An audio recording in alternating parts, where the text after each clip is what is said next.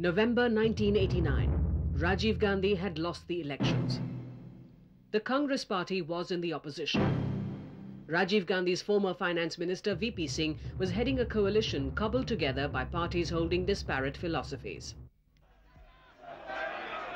By the end of 1990, the BJP, an electoral ally of VP Singh, decided to launch a nationwide Rath Yatra, a chariot pilgrimage in support of building a temple in the disputed Babri Masjid site at Ayodhya.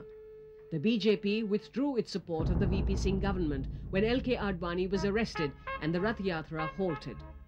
The political uncertainty that followed camouflaged a grim reality. Economists explain that over the past 40 years, a series of debatable economic decisions had led the country to the brink of financial collapse. Chandrashekhar, the young Turk who had stood with Mrs. Gandhi during her fight against the old guards in 1969, had by now replaced VP Singh as Prime Minister.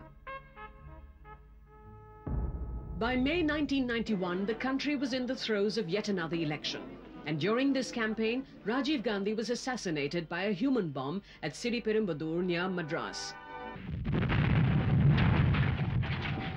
By June 1991, the Congress party came back to power once again.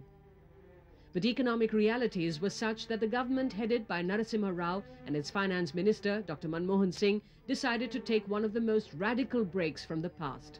When our government came into office, foreign exchange reserves had totally disappeared. We had no money to import even the most essential things which we needed. No foreigner was willing to give any loan to India. Even the non-resident Indians who had kept money with our banks, they were withdrawing money. It was in that difficult situation that we had to pledge gold with the Bank of England to raise even a small loan. That was the situation which we inherited. It was a very humiliating thing for India, and we resolved that we must create an environment whereby such things will not happen.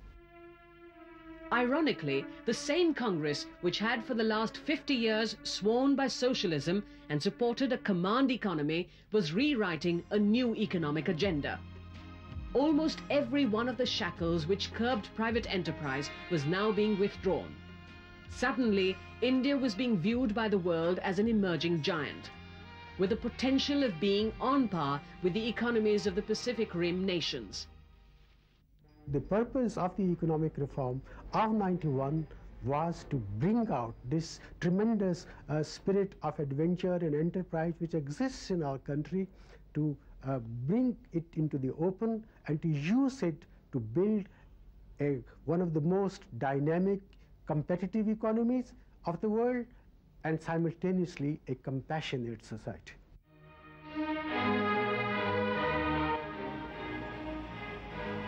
By 1995, these cars rolling out of a state-of-the-art factory near Noida in Uttar Pradesh symbolized one other facet of India's economic profile. Economic historians contrast this with these advertisements appearing in Indian newspapers in 1947 for bicycles, most of which were cobbled together from imported elements.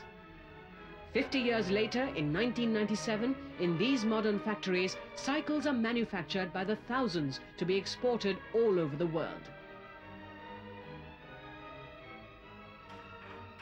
A village near Hyderabad, Pochampalli, is today famous worldwide for the weaves which go to make saris that carry the unique label of its geography. And these modern textile mills in Ahmedabad produce denim material, which makes Arvind Mills the third largest producer of denim cloth in the entire world. In some ways, the narrative of contemporary India's economic growth is fused with this interweaving of the traditional and the modern. With liberalization, a new phase in the country's economic agenda has begun. The unshackling of the economy does not mean that the basic problems facing the country have all disappeared or that they can be wished away.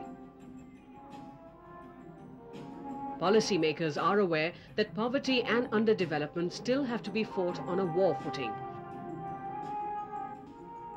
and that the only economic policy which can truly claim to work is one which can give the material